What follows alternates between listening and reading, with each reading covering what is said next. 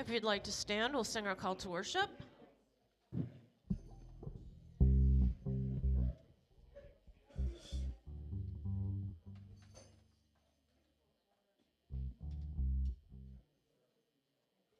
One, two, three, go.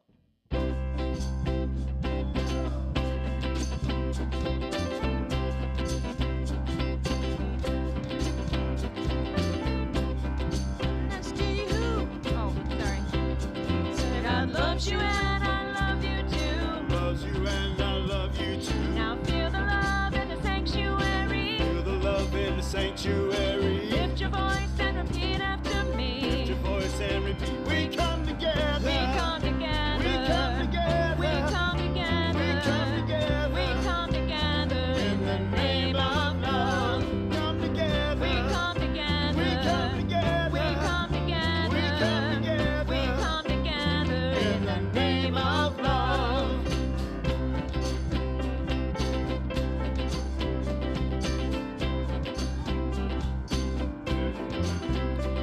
Take a look at the person next to you.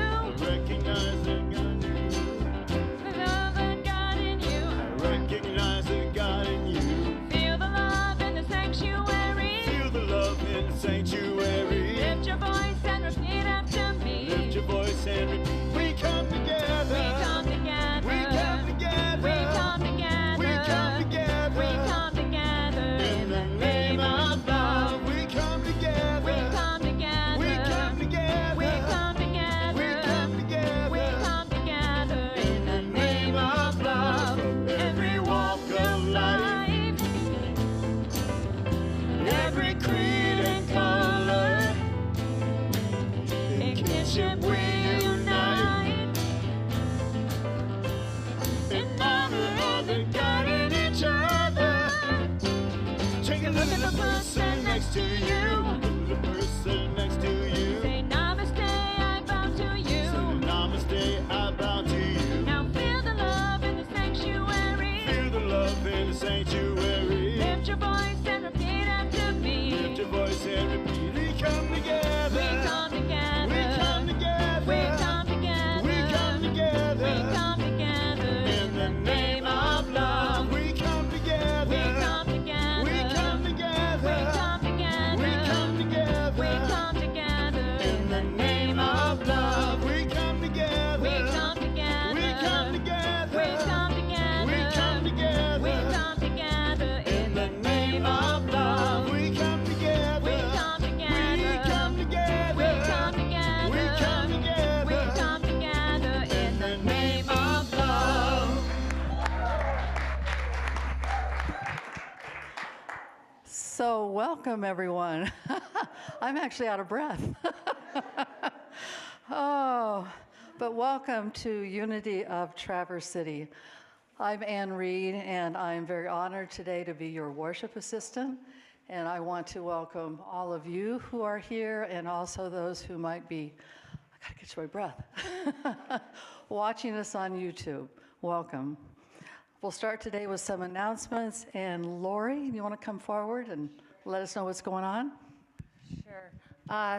There's supposed to be a slide for the deep discussion group. That's today after service.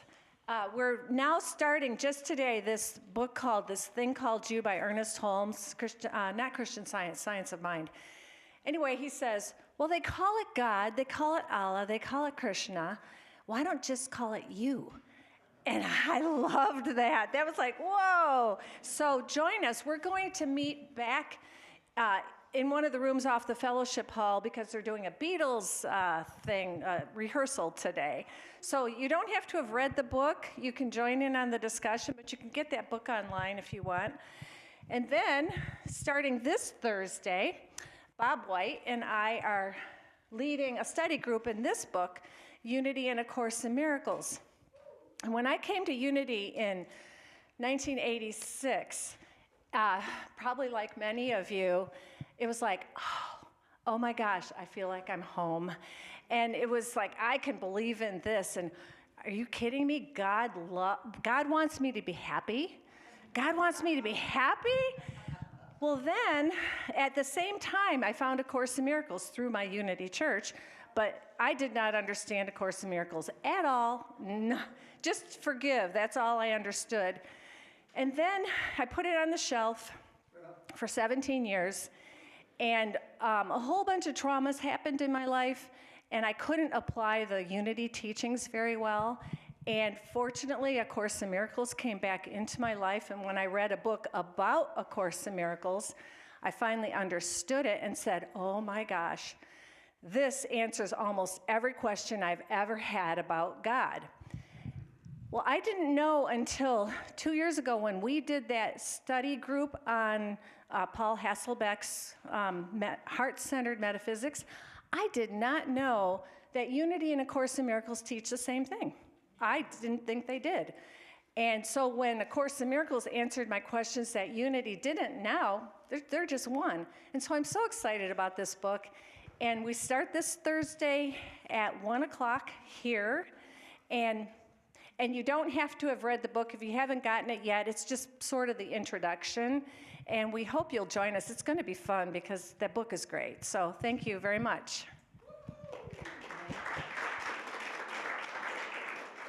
No enthusiasm there, right? Oh, there's a sign-up sheet in the hallway, so. So please sign. Thank you, Lori.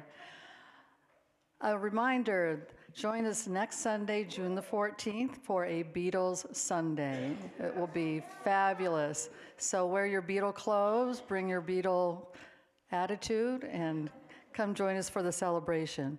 And now Lisa Dawson has an announcement. Oh my goodness, this is our Lisa Dawson. Hi, everybody. I've got my summer gear on because our Unity of Traverse City's summer picnic is coming up June 20th. I think there's a slide. It's going to be at 11 o'clock at the Bayview Park, which is in Acme. It's where 31 and 72 meet. So please bring your sunscreen and your need for fun, because we've got some fun things planned. Probably also your wallet, because an interesting fundraiser we're going to do. We're going to sell hot dogs and plant dogs, and please bring a dish to pass if you wouldn't mind. But also, our fearless leader, Bob, has agreed that for $1 a balloon, he will stand ready with his heckles on, probably knowing Bob, to receive your water balloons on a target above his head. So if you've always wanted to blast Bob with a balloon, this is your chance. We're also taking nominees for anyone else who is willing to raise a little money for the church in a fun way. So nominate your favorite person who just needs to get wet. We already had a nomination for Ernie, but he can't be there. But feel good that someone wants to throw a water balloon at you, Ernie. So also, if anybody can help us with moving tables and chairs, if you have a truck, talk to Jill. Thank you so much. Hope to see you there. Thank you, Lisa. So we were trying to think of a way to label the Bob balloon exercise. So we came up with a song, and it's Bob, Bob, Bob, Bob, Bob, balloon, Bob, Bob, Bob, Bob, Bob, balloon. That was the best we could do. All right. And as mentioned last week, we're starting a new fundraiser today. You can purchase Meijer gift cards today from Bill Dawson. They're $100 each, no filling out a form, no waiting. So please see Bill or anyone else on the finance team, which is myself, Michael Robold, Dave Ginsburg. Ooh, you're coming up. And that's it. So please, I think we've already sold 5, and I know I'm buying mine after the service. A birthday celebration. And finally, you're all invited to attend an ice cream social after the service to celebrate Dave Ginsburg's 80th birthday.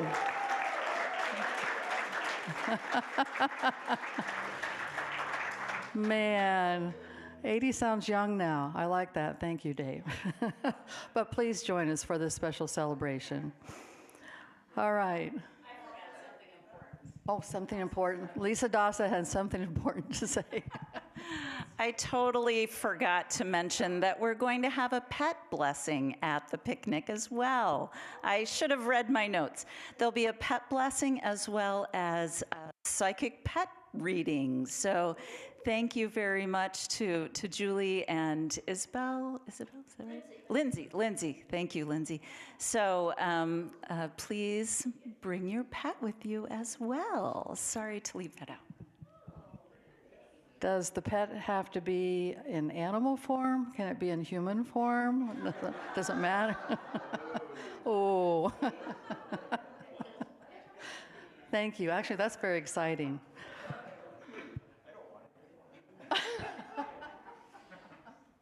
All right. Now is the time for us to say together our affirmation for today, which will be on, there it is on the slide. Together, every beat of my heart radiates the harmonizing power of divine love.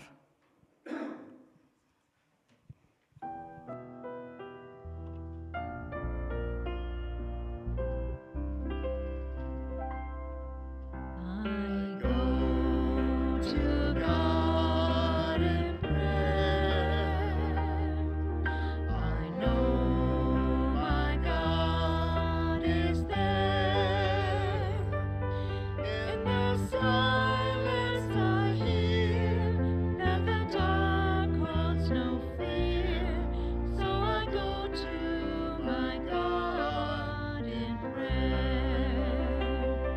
I go to God in prayer. I know my God is there. My connection is sought, so I pray as Christ taught. When I go to my God in prayer, I go to God in prayer. I know my God is there. Peace and tranquility, love is waiting for me as I go to my God in prayer. Now I go to my God in prayer. So I go to my God in prayer.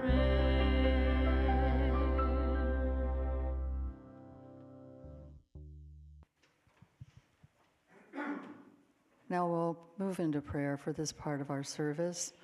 And the prayer that I chose today is actually from the Unity World Day of Prayer, which is on September 9th and 10th. And the prayer is called Love is Alive. So if you would, just close your eyes. Love is the power that moves through me now. It is the rhythm of my breath, the clarity of my thoughts, and the strength of my steps. Love is alive in me, radiant and sure, shaping my life with intention. I speak words of blessing and embody acts of kindness. Love gathers the scattered places of my life into wholeness. Love multiplies joy and expands vision. Love calls me beyond fear into freedom. Secured in this truth, I rise. And as I rise, I call forth the love within us all to lift us higher, to deepen our faith, and to carry us forward into greater good. Together, powered by the activity of love, we are faith in action and prayer in motion. I affirm, love leads me, faith steadies me, prayer carries me forward.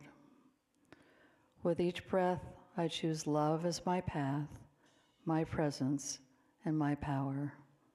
and so it is. Amen. For today's meditation, this one came to me when I was walking at Port Oneida a week ago. And for the past 2 years, I can't explain why, but I've been drawn to dead trees. And I've taken a lot of pictures of dead trees. And this is one that I saw a week ago. So I knew that my meditation had to be about dead trees. I don't know why, but that's what it is. So if you would please, again, if you're comfortable, close your eyes. Think about the dead trees. And bring your attention to your breath. And notice the natural rhythm of each inhale and exhale without trying to change it. And as you settle into stillness, imagine yourself walking along a quiet path through a forest. The air is fresh, carrying the scent of earth, leaves, and wood. Sunlight filters softly through the branches above, creating patterns of light and shadow on the ground. As you continue walking, you come upon a tree that no longer bears leaves. Its trunk is weathered, its branches bare. At first glance, it appears lifeless, a dead tree standing silently among the living forest. Pause before this tree. Notice its shape, its texture, its presence. Though it no longer grows in the way it once did, it remains an important part of the forest. Birds rest on its branches. Moss grows along its bark. Small creatures find shelter within its hollow space. Slowly returning to the earth, it continues to give life in new ways. Take a moment to reflect on the cycles of your own life. There may be seasons that have ended, relationships that have changed, dreams that have evolved, chapters that have closed. Like the tree, some parts of our lives complete their purpose and naturally come to rest. And as you stand before the tree, consider what you may be ready to release. Perhaps it's an old worry, a lingering regret, an expectation that no longer serves you, a version of yourself that's completed the season. And with each exhale, imagine placing these burdens at the base of the tree. The earth receives them gently, without judgment. Notice how the tree stands with quiet dignity. It does not resist the passage of time. It does not cling to the leaves it once carried. It simply is. Allow yourself to receive this lesson. There is wisdom in letting go. There is beauty in completion. There is grace in accepting change. As you continue observing the tree, notice that even in its apparent stillness, transformation is taking place. The wood nourishes the insects nourish the birds, the tree enriches the soil from which future plants will grow. Nothing is wasted. The experiences you have lived, the joys you have celebrated, and the challenges you have endured all contribute to the person you are becoming. Even what has ended continues to shape what comes next. Take a slow, deep breath in Feel the gratitude for the seasons of growth in your life. Take another slow breath. Feel the gratitude for the seasons of rest and reflection. And one more breath. Feel gratitude for the endings that have created space for new beginnings. Now imagine placing your hand on the trunk of the tree. Sense its quiet strength. Though changed by time, it remains rooted in the earth and connected to the greater cycle of life. Silently repeat, I honor what has passed. I release what I no longer need. I trust the cycles of life. I welcome new growth when the time is right. Allow these words to settle within you. And when you're ready, bring your awareness back to here. Notice the surface beneath you. Notice the sounds around you. Feel the gentle rhythm of your breathing. Carry with you the wisdom of the dead tree, that endings are not failures, but transformations, that letting go creates space, and that every season has its purpose. And then take one final deep breath. And when you're ready, gently open your eyes. And so it is.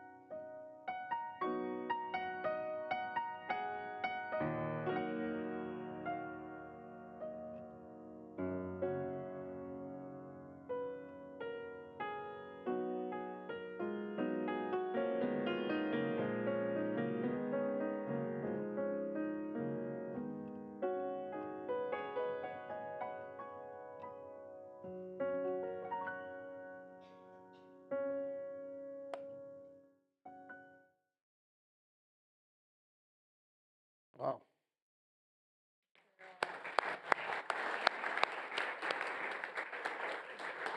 Yeah.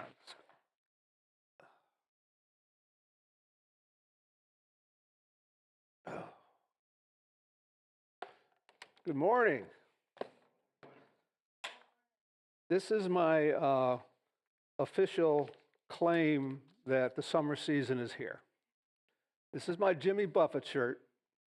And this comes out every summer. I wear it a few times, not to overdo it, but just to wear it.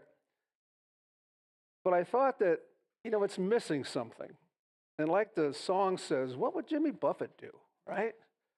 Well, I think Jimmy Buffett or one of his well-known parrot heads would get themselves a darn hat to go with it.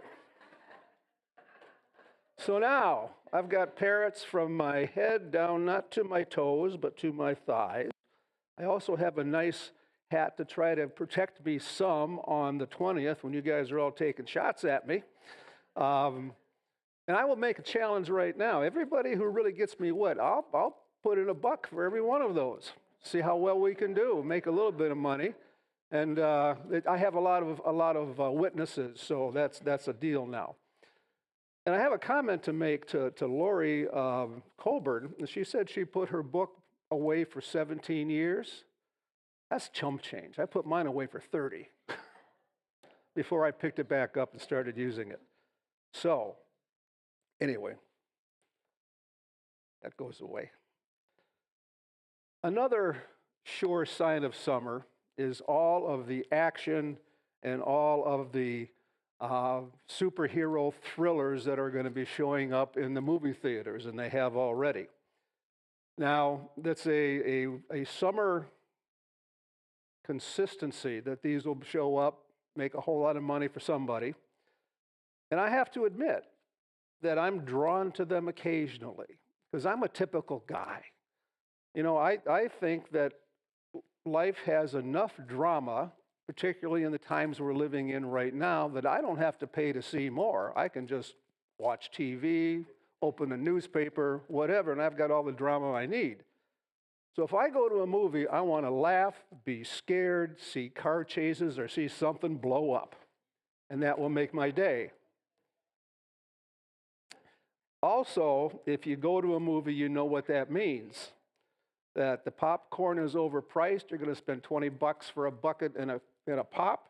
The air conditioning is set to Arctic minus 10 degrees, so you better take a nice coat. And then teenagers behind you probably will be discussing what happened at the party last night instead of watching the movie.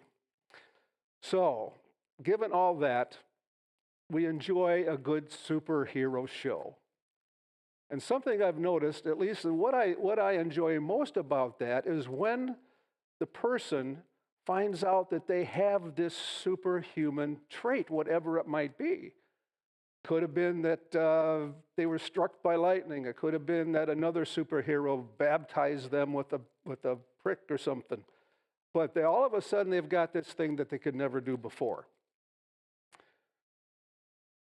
And it came to me that we have superpowers of our own. They're called The 12 Powers of God by Charles Fillmore. Now, if you've been around Unity for a while, that you know Charles wrote this book about 100 years or so ago, and he made a claim that is much more radical at that time, and I would say still today, than anything you'll find in a movie theater, and that is that every single person carries these 12 divine powers, these 12 spiritual faculties of the Christ that's in each and every one of us. And these aren't gifts for a few people. They're standard equipment. They came with us. And this morning I want to talk about two of them. And like any good pair of heroes, they work together as a team. Oops, wrong way, sorry. And I call this talk Faith and Love, Spirit's Dynamic Duo. We have to have a superhero or two here. Now, faith is not just a feeling, it is this power. It's a way of seeing that leads to knowing. And this is the way that Charles Fillmore described it. Faith is the power to see what isn't there yet. Faith is the perceiving power of the mind. It is a spiritual assurance, the power to do the seemingly impossible. It is a force that draws to us our heart's desires right out of the invisible spiritual substance. It's a force that draws our heart's desire out of the invisible. It's not wishful thinking. It's not hope. It's a vision for what's to come. Now, that is obviously very closely related to our third principle, which is my thoughts create my experience. And that can be done with faith. And that's exactly how it's described in Scripture. Now, faith is the substance of things hoped for, the evidence of things not seen. Faith is not crossing your fingers and hoping. It's this inner certainty that the good that you cannot see is already on the way. And I have to be quite honest that faith is not something I had for many, many years. I believed there was a God, but I didn't believe that God believed in me.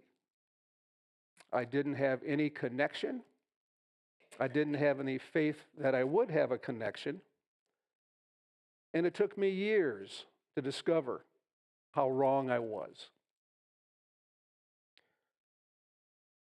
It's not just a belief.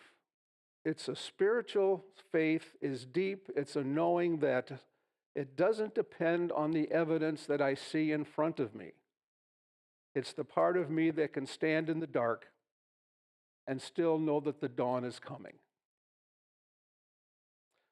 For a long stretch of my life, I had an opportunity to work for a variety of businesses, from mom and pa's to national corporations. And in that world, you trust what you can measure. Numbers on a P&L, the number of people that came through the door, the number of new clients you received, the sales at the register.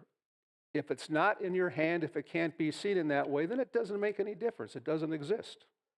And that's the same way that you're judged, entirely on your performance. I thought faith was something that you had or didn't have, like brown eyes or perfect pitch. And I was pretty sure that I was in the wrong line when they handed that out, because I didn't know of any that I have.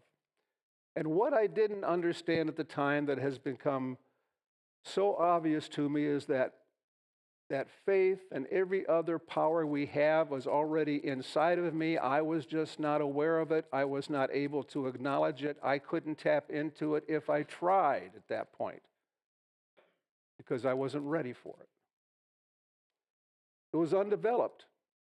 It was asleep. And I've always looked for that light switch to make something come on, and I certainly couldn't find it when it came to faith. And it took me years to find that out. So faith is something that's ingrained in us. We have it. We just have to believe it, use it. And every time I have done that, particularly in trying to attain something that I really, really wanted, more times than not, it showed up eventually. Not necessarily on my timetable, but it showed up.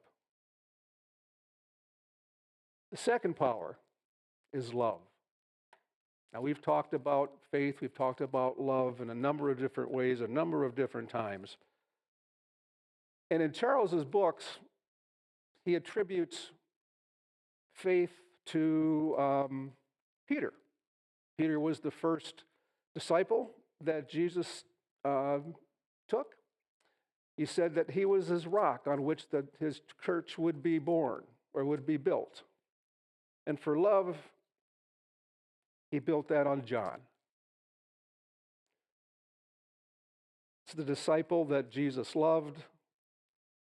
And while for Peter, the faith was basically in his head because that's what they could see. For John, everything was in his heart. That's where his love, that's where our love comes from. That's where our existence lives.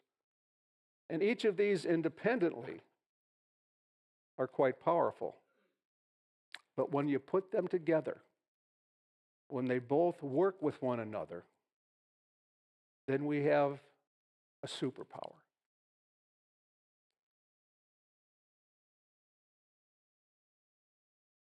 This is what Charles Fillmore says about love. Love in divine mind is the idea of universal unity. In expression, love is the power that joins and binds in divine harmony the universe and everything in it. I don't think that could be any more explicit as to how he believes that love is the key. We all know that. Faith seeks and sees the truth. Love are the legs that make it happen. Faith sees it. Love puts it into action. And if that's not our fifth principle, I don't know what is. It's not enough to know these principles. You have to live them, have to incorporate them in their life, and that is the melding of faith and love, and that's what gets it done. Love is the active outward movement of divine energy. It's the force that binds, it's the force that heals, it's the force that reconciles and makes us all one from many.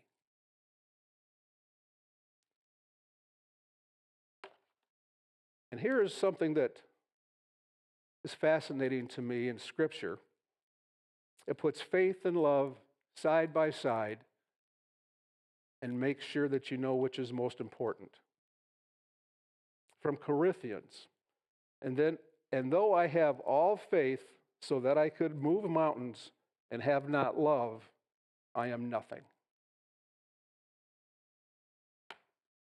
Faith has to be applied in some way. You can't just say, I believe in it, I can see it. You have to do something to make it happen. And that's where love comes in.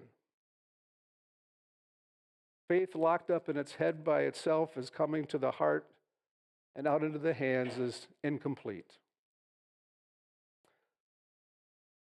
I know what it is to love somebody. I know what it is to be in love and feel love. I also know what it's like to be unloved and to feel that I'm unlovable. The concept of self-love was never in my vocabulary. Not only did I not love myself, I didn't like myself, and on times that dislike turned into self-hate. And without faith, without love, I was stuck there. And part of it was my background. I built, not my childhood, but I built my life around achievement in business. That's how you were promoted. That's why you got paid. And if you didn't produce, you wouldn't be there for long. I spent most of my time doing, fixing, performing, but achievement is not the same as connection. I was running on empty. I could surround myself all day with people and still keep myself at a distance from them. I had a faith that was sleeping, and I had a heart that was guarded. And I'm here to tell you, that is not a life. That's a waiting room. And it also had many consequences. A failed marriage, pretending that everything was fine when nothing was, and using up every ounce of energy I had to pretend I was someone else and act in ways that I didn't feel, that by the time I got home at the end of the day, I had nothing left to share with the people who I loved the most and meant the most to me. And there were consequences for that as well. I knew there had to be more, but I did not have a clue on how to find it because I was always looking outside of myself for everything. Answers, validation, success. I was like the shell that you find on the beach. A heart outside and empty inside. I was thinking that I thought that I was protecting myself from all the fears that I had and everything that I thought could happen to me. But I found out that I was doing much more damage to myself than anything from outside could ever do to me.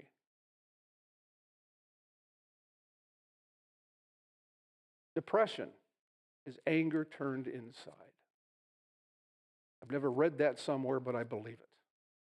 It's self-anger that just goes over the cliff, and you feel that there's no way to go and no way out. However, the dynamic duo, faith working through love. We've talked about them separately, but let's take a look for a second at what happens when you put them together. When faith and love unite, faith sees and love acts. Faith sees that people are not what they necessarily look like.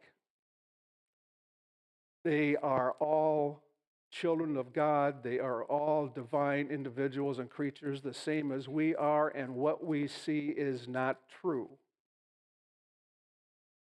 Sometimes that's a really hard pill to swallow. Faith is working through love, not faith instead of love, not love instead of faith. The two of them joined and operating as one, and they have what every great duo understands, that each one can cover the other one's back. Whatever faith can't do, love can step in and accomplish, and the same thing the other way around. Faith without love stays locked in the head with no vision, no warmth, and love without faith is all feeling and no power to make anything happen. Put them together, and you get something neither one can do alone. If there's one thing I would like for you to take today, it's this saying. This comes from Paul in Galatians. The only thing that counts is faith working through love. That's all that truly matters. Because we need to do this also on a daily basis. What does it look like to have this happen to us each and every day? Well, first of all, I can't read that far away. Here we go. Here it is. Maybe? What does it say?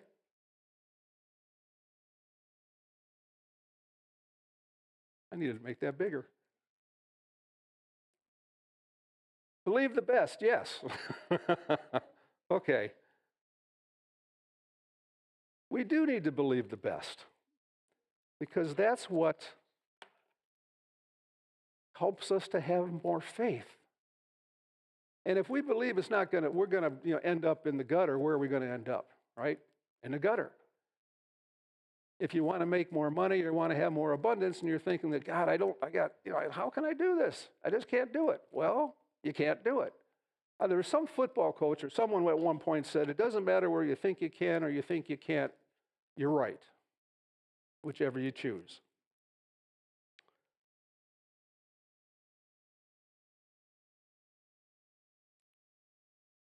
The second, take the loving risk.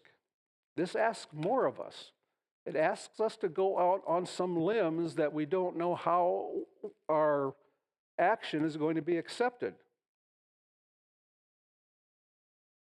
We have to act on the behalf of someone else without any guarantees on how it might turn out. They might be angry with us. They might be more than angry with us. It might cost us a relationship. But we offer help not knowing whether or not it will be accepted, because love that only shows up when it's safe isn't quite love yet.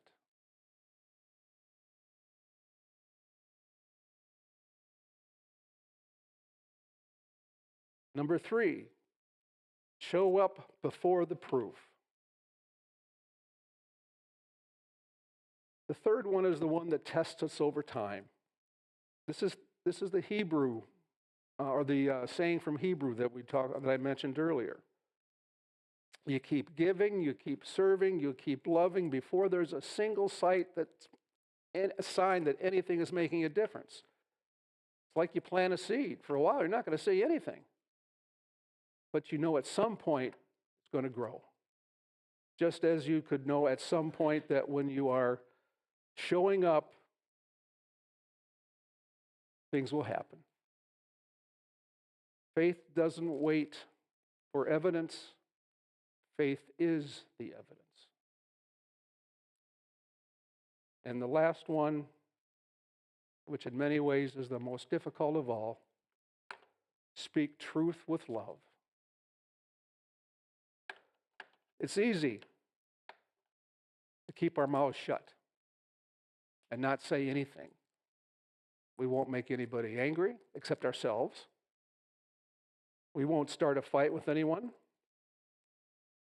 And it avoids anything that's hard. But we can't do silence. We have to speak. But when we do, we speak with love. Whatever needs to be said should be said with dignity and compassion. It could be a very difficult conversation. I don't think anyone's ever changed from a lighthearted, unimportant conversation. But I think every one of us can think of a conversation we had that was the last thing we wanted to do, that might have been painful, might have been hurtful, might have been true, that led us to change. And that's what's important. If you look at these together, every one of them is faith refusing to stay locked in your head. And it's moving love from our hearts to our hands and to our voice. So we have the opportunity to share that, which is why we're here. To share that light, to share that love. That's what James meant when he said life or faith without works is dead. Not because the works earn anything, but because love was always meant to do something. Faith is seeing good in a person. And love is walking across a room to treat them like it's true. Faith knows a situation can heal. And the love does the patient and brave thing that's necessary to make that healing occur. Faith says there is more here than meets the eye, and love says, let me act on what I see. Jesus pointed out the exact same type of faith, small but alive. And if you have faith the size of a mustard seed, nothing shall be impossible to you.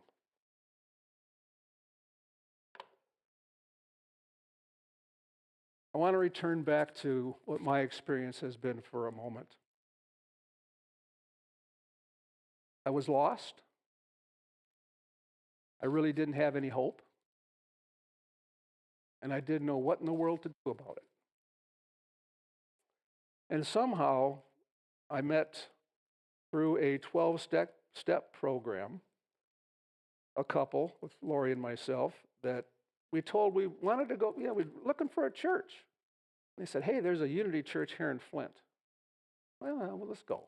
Let's poke our heads in and see what it was.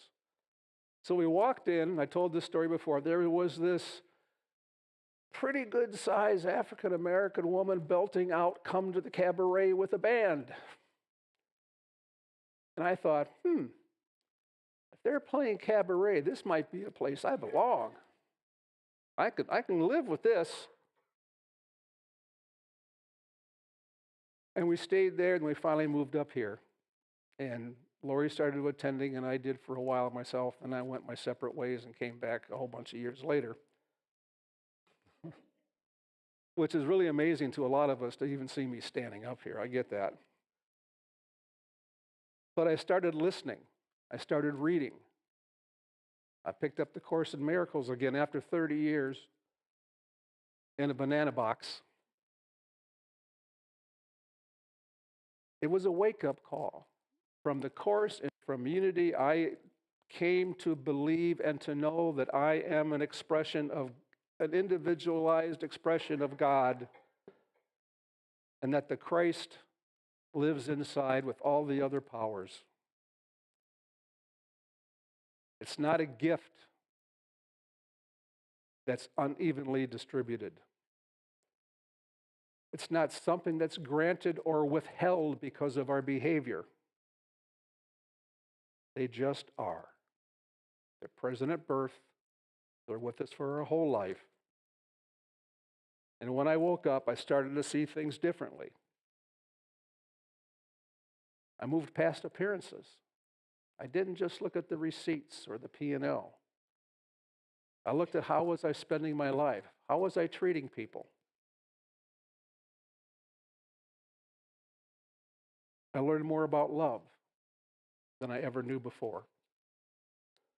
And I have to say, after 38 years of marriage, almost 39, I think Lori and I are more deeply in love than we ever have been before in our lives. I shouldn't say that because I learned years ago not to speak for her. But I think I might be at least on the right page here.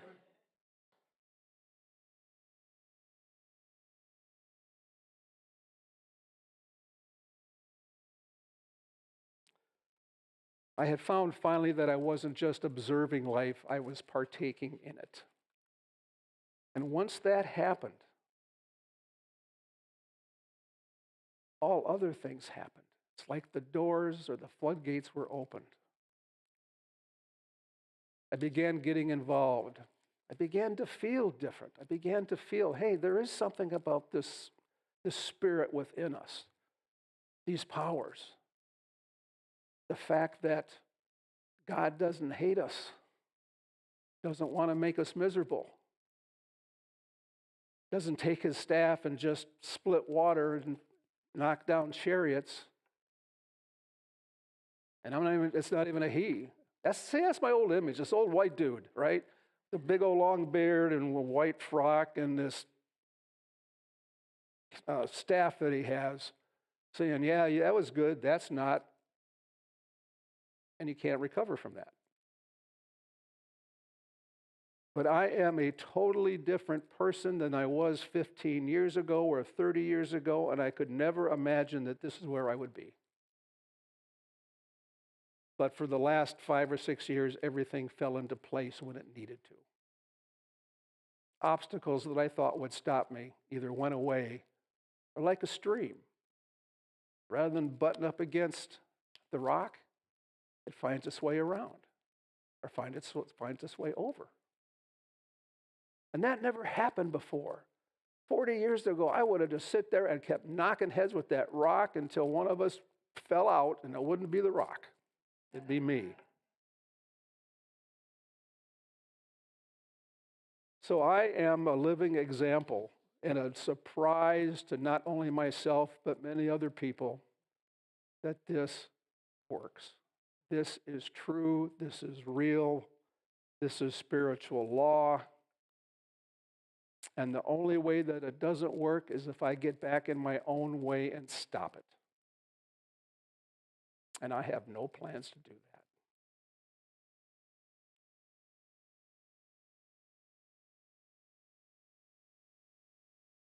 Faith and love. You think the best of somebody that makes it hard to do. That's faith. Then you do one thing for them anyway. That's love. That's the dynamic duo. And sometimes it's so hard to do, all you can do or all I can do is to bless them silently. I bless you. And that's a move in the right direction. There are some people that right now, as hard as I try, I just am not able to seem to love. But I can certainly bless them.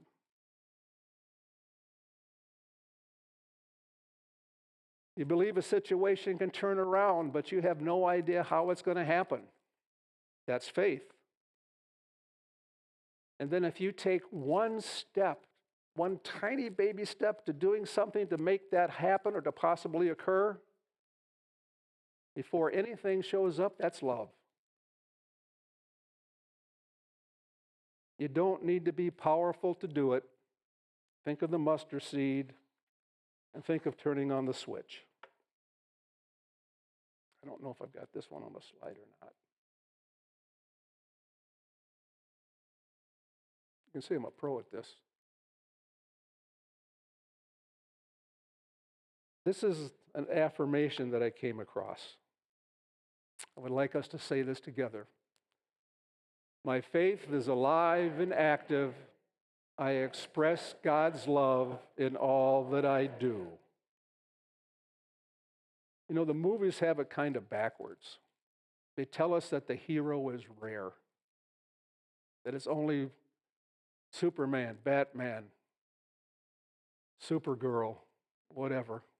That these are the ones that are selected. These are the ones that are lucky. These are the ones that can rise above anything they feel they want to rise above, but they don't know that it's in each and every one of us.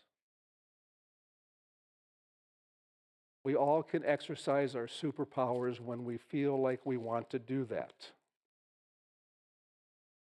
So this week, turn the switch on the duo. Practice faith with love.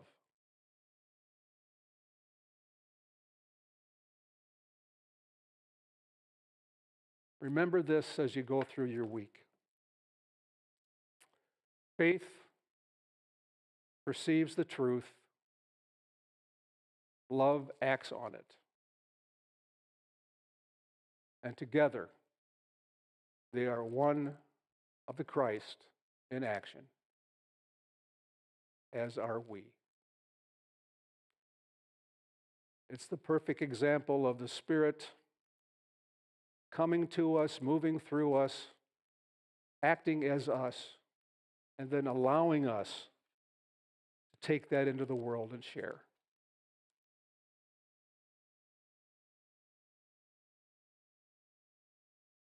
This week, show the superhero that you are and demonstrate the powers that we all have to share and that you particularly have to add to this world. Let me know about it next week. Thank you all, and God bless you. I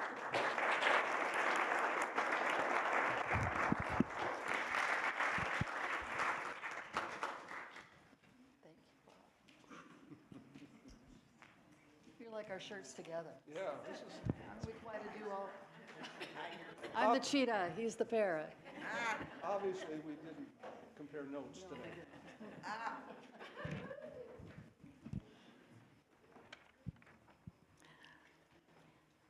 This is the time of our offering. It's a time to share our financial gifts with the ministry.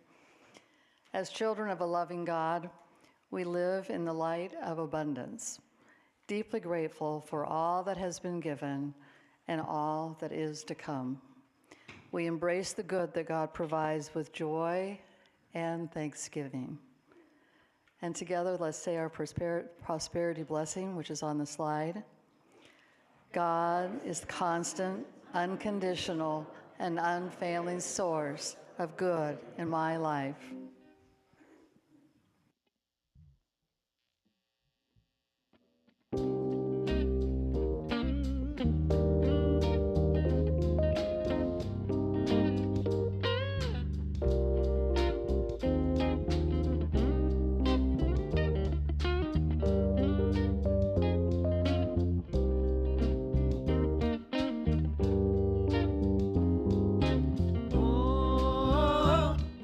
Spirit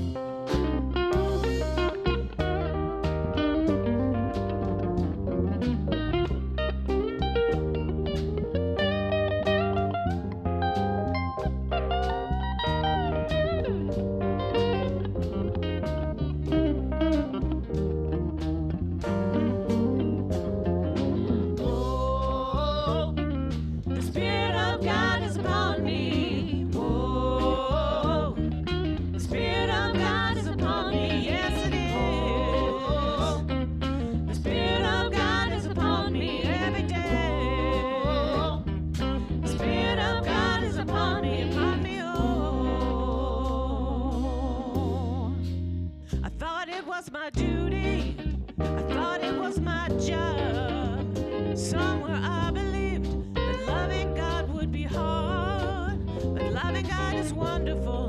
Loving God is ecstasy. Thank God for my freedom. Don't you know the Spirit of God is upon me?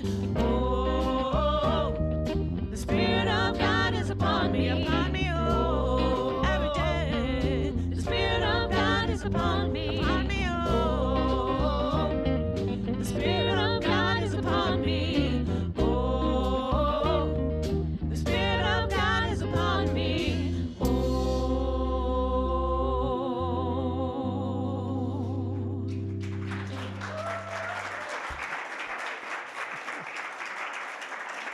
Thank you, thank you, thank you. Well, it wasn't cabaret, but that would bring me back. Thank you so much.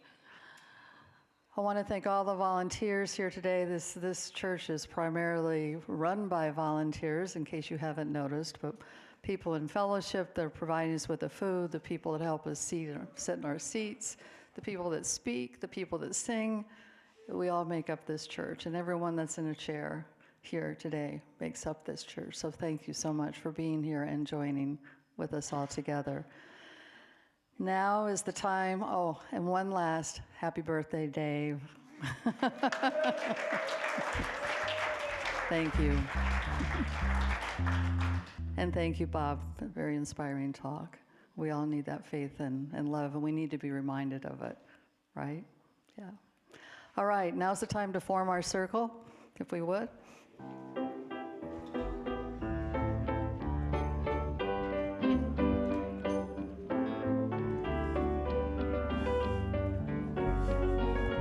Thanks. Good to see you again.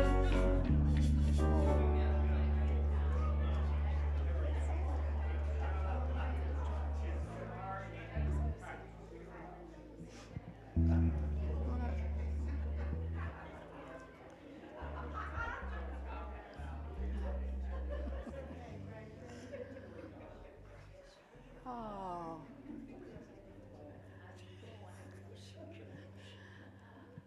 So if we'd close today's service with a prayer, and that's a prayer of gratitude.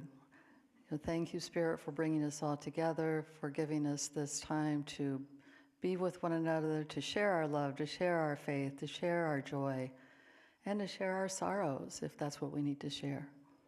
So thank you for that opportunity. Thank you for the beautiful, beautiful weather. Thank you for the dead trees. And with that, amen. And if you have anyone that may not be here today for whatever reason, who might need a special prayer, and you'd like to say their name or think their name into the circle, please do so at that time or at this time.